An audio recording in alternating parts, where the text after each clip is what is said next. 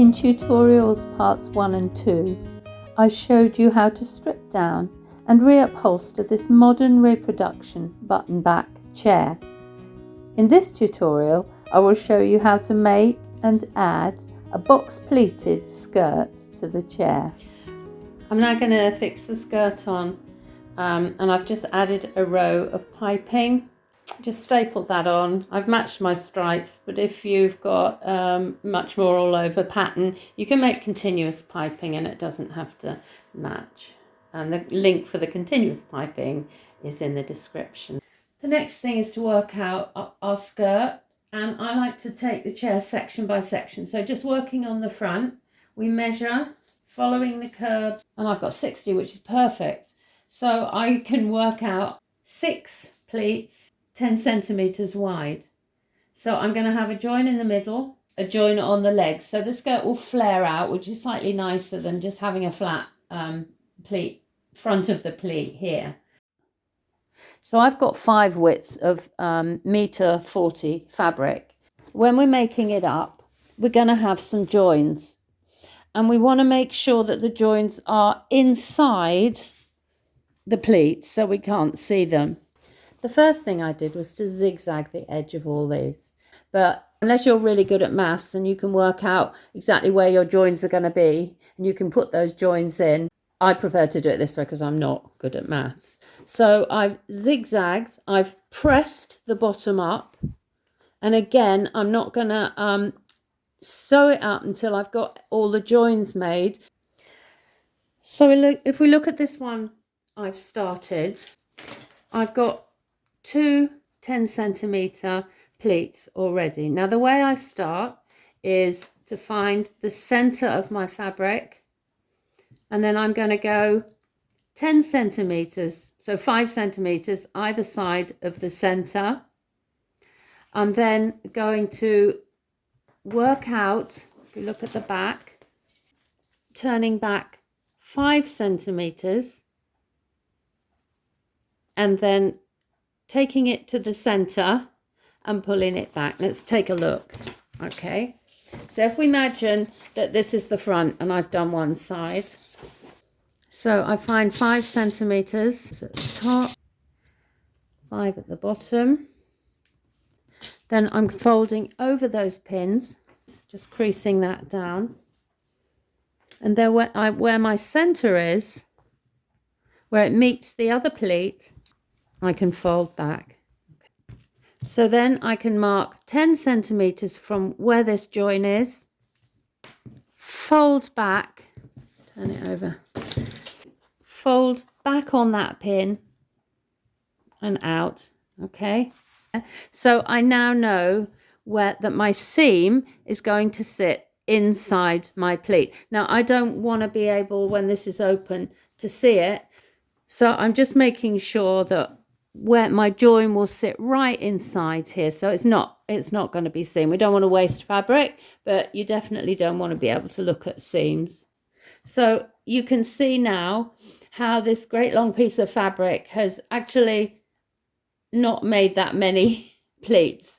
Okay, so if this is the center, I've only really got 2 that side, so I'm going to get 2 this side, that's 4. So I'm now going to join and continue to the corner. I've now joined my seam together. You can zigzag or overlock your edges. You may occasionally want to turn your chair upside down and it looks a lot neater. And now you can see why I've not sewn the bottom up yet. It's because I can now tuck that inside, and that gives you a much neater edge along there. Press your seams open so that they lay nice and flat, and you can see here where my middle is, and this is going to line up with the blue stripe that runs right through my chair. But after this, nothing is going to match up because of the dimensions of the pleats. So the only thing you need to think about is making sure that everything then is even. Your pattern is evenly matched on either side. So when you're making your joins, they need to be evenly matched as well. Let's take a look at where we've got to so far. So I've lined up my blue stripe As I said, nothing is now going to sit really evenly, but I've matched these against each other, so everything is sort of sitting symmetrically. I've come to the end corners and come exactly where I want them. You can play a little bit when you fix it to the chair, but you do want to try and get those as close as possible. And you can see when this opens, if I take that bottom one out, that will kick out. So it sits nicer than having a pleat right on the corner. Okay, so the next thing I'm going to do are the two sides exactly the same, and then the back. And the reason I do it stage by stage is we still have all this meterage of fabric to contend with. You may find as you come around your chair, if you do it in sections, that the pleats are going to be completely different sizes from the front, in which case take the whole of the chair from one corner, front corner, to the second front corner. So you're taking the sides and the back in one, and then you'll find, I think, that your pleats will perhaps be more uniform. On this chair, my front pleats are 10 centimetres, and coming around they're 10 centimetres plus 3 mils, so I can just make them a little bit bigger and it's not really going to notice. Where you end, I wouldn't end on a leg because your pleats can kick out and there might be a bit of bulk in there. You can finish on the back, and then everything's going to come around evenly, but make sure when you do that your final join is inside a pleat. I've now got all my pleats lined up. I've stitched across the front just because I ran out of pins, and I'm now just temporarily tacking it just to make sure it all fits. You come to the corner and you can see here if it's tight, that's catching on the wheel. So that's the reason why we put these pleats in. And then let's take a look at the back. So I've taken my pleats to here and then I've gone all the way around, working from side to side.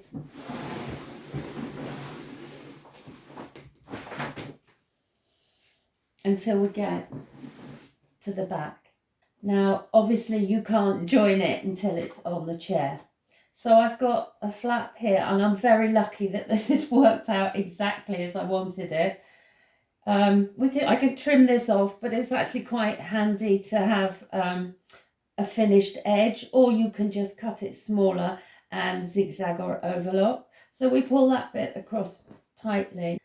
And you can also tell now the piping is running here, and this is coming down to the bottom. You don't want it right on the floor, so just a little bit up. And on the front, I've got this much allowance, and on the back it's here, this much, because the chair slopes down at the back. Always the chairs slope down at the back, but you need the bottom level. So once you've got it on, and then we're going to back tack it on, and you just then have to lose some of this. But I always do it when it's on the chair rather than try and do it before, because you might cut too much. Okay, so this bit's pulled straight across here, and then you're making a kind of false pleat on the back. So again, I've got a little bit, luckily, here, and once that's all stitched in place and the pin's out, that might pull a bit more. Okay, so I end up with a pleat here, and then we just staple that in and leave those loose ends at the back. And you know, if you've got a good panel here, it's not going to show. And the next thing, I'm going to stitch across the top. I'm then going to turn the bottoms, machine up the bottom. You could just put a bit of fusible bonder web or whatever they call it in here, but if you're upholstering a chair that's going to be an heirloom and it's going to last 50 or more years, I don't know how long that bonder web is going to last, and once this is on the chair you're not going to be able to take it off and re-iron it. So I will just very lightly with some very fine thread machine across the bottom. I don't like to see the machining, but it's going to hold it all in place. Okay, and then I will just press these pleats with a sort of damp cloth over them before I put it all back on the chair. So I have my back tack strip, which is just going to go across the front because I want to be able to pull tight with the fabric around the corner. And I've marked the centre of that. I've got the centre of my skirt, so everything's going to line up. Now you need to set it so it's about 1 centimetre from the ground. A few reasons for that. You don't want it to get dirty. You might be sitting your chair on a carpet, so these feet will sink into it, into the pile. You will probably have a fairly straight line of stitching. Try to get it straight. And you then need to work out where you're going to set your skirt, okay? So we can put a little mark on here, through, under, so where the piping ends, you can just mark it. Okay, so that's going to come through on the other side. If I check that I've got that about the depth that I want, yeah, that's about 1 centimetre off the ground. So I've got that mark there. So flip it upside down, line the point you've marked with the underneath of the piping. So once you've got everything in place, lined up, make sure all the pleats are sitting together. That's why I've anchored them here, because if you let them swoosh out to the side, you're going to pull your pleats apart and you want the insides to be joined nicely. Okay, so first staple in and then check. And there's lots of layers now to get through, so you really want to push firmly with your staples. Okay, so when it comes over, it's going to kind of sit up a little bit. We can pull that down at the end, but when I look at the bottom, I'm about 1 centimetre off the ground. And then just continue exactly the same way. And as you go along, make sure the edge is level. It's coming level, and that this is sitting level also. You want a nice straight line with your back tack strip too, and then I'm going to work out to the edge a little bit each side as usual. You can now take a look at how I've stapled it along on the back tack strip. And if we take it down, then you can see how these pleats are sitting fairly level across the bottom. Okay, and because the fabric is so stiff, in time that'll all loosen up a bit, soften a bit. So I'm now going to start on the side and do exactly the same, but as you can see here, I had to play with this a little bit. It was slightly longer than I wanted, and as we go around the sides, we're going to have to go step by step because the sides are sloping. So we're going to have to maneuver and just check as we go along. I'm now coming around the side, and because I find it easier to work with shorter bits, I'm just going to take a piece of back tack strip from one corner around to the back, just past that piece of piping, and then I will cut a piece for the back and a piece for the other side. And I'm going to work this side, the other side, and then I'll do the back last, and they will meet in the middle. To get the right depth on the side, because it's on the slope, I find the easiest way is to look at it from the outside. So I'm pulling this over the back tack strip, fixing it in place, checking my end, and then just holding that in place while I turn it upside down and staple along this edge. I've now come to the back of the chair. This is the centre. And I've got my lap over piece. I'm going to cut this piece of back tack strip back here, and I have a new piece that I will add underneath that joins on to here, and that's going to come a little bit too long, so they lap over. I can trim those when I get to the point where they meet, where I need them to meet. So I shall start that inside, and at the same time as continuing with this side, I'm going to bring this bit into it so the whole thing will lap over until I get to the bit in the middle. So if you just want to take a look inside where I've lapped over this bit, I'm coming along here and stapling on top of all the layers, and this one's just flapping loose and that's just hanging over the top. Okay, and I'm nearly at the edge now where I'm going to have to join those, and if you can see, this has come so that this is the center of the chair and I have a pleat in the middle. So all finished. This is the final one, sitting in line with the back. And if we look inside, you can see the flap here. It's got this edge which is never going to fray. And I've just joined here these two pieces of back tack strip. And so all I'm going to do now, this is a little bit gathered because this bit moved a little bit, but it's, again, that's not going to notice. And you can see now how much shorter it is at the back than the front. So I'm going to go around and just put some fill-in staples, make sure that's all really firm, and then just trim this along here inside. The chair really is now finished, but I just want to neaten up under here. It doesn't really matter where you start on the chair. So I'm using this woven tape and Yoo-hoo glue. For me, it's always Yoo-hoo because I find it the toughest. I've used this, well, for 30 plus years that I've been upholstering. My tape is 2 centimeter. It's going to cover the back tack strip and it's going to come down and sit slightly under just to really neaten everything up. So the first thing I'm doing is cutting off the wastage, and I'm cutting it so it's quite level with the bottom of the chair. And you're going to need some really strong scissors if you've got fire retardant fabric. It's got this backing on it and you've got several layers. Now that everything is trimmed, the first thing I do is put the tape into a gap where I can fix it with a staple. And the reason for this is that I can have a nice neat edge here to start me off, and it also holds that in place. Use a fairly thick tape so that the glue doesn't come through it. Then you just start to lay on some Yoo-hoo. Don't put it on too thick. As I said, we don't want it to come through. And just go a little way and then start to push that into place.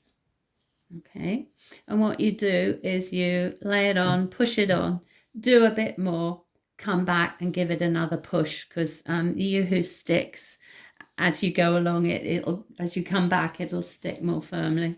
So just keep coming back and rubbing over that, and then you just continue along with the next bit.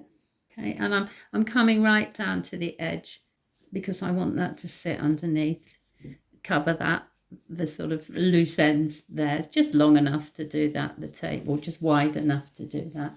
Okay, and you just continue around the whole chair until you get to the end. I've now gone right the way around the chair, come to the end. Very simple. Just cut and fold. Okay, and glue that last bit in so that they meet. You need to glue just inside here, and then you can just pop those two together. Okay, so I'm just gluing inside, making sure that it goes right to the edges. We can pop that down, and then when you know exactly where you want that, just glue on the top. Et voila. As I say, just keep pressing, and you can tell when your glue is set inside, because before it sets, if you rub your finger on it, you can actually hear a very faint cracking where that glue is still a bit tacky. Okay, so just keep rubbing it, and when you don't hear that tackiness anymore, then you know you're finished. I hope you found this tutorial on modern reupholstery useful. It is different to traditional reupholstery. If you'd like to see more videos on reupholstery and soft furnishings, please like, subscribe and hit the bell to be notified when I make more. videos. Thanks for watching and good luck with your project.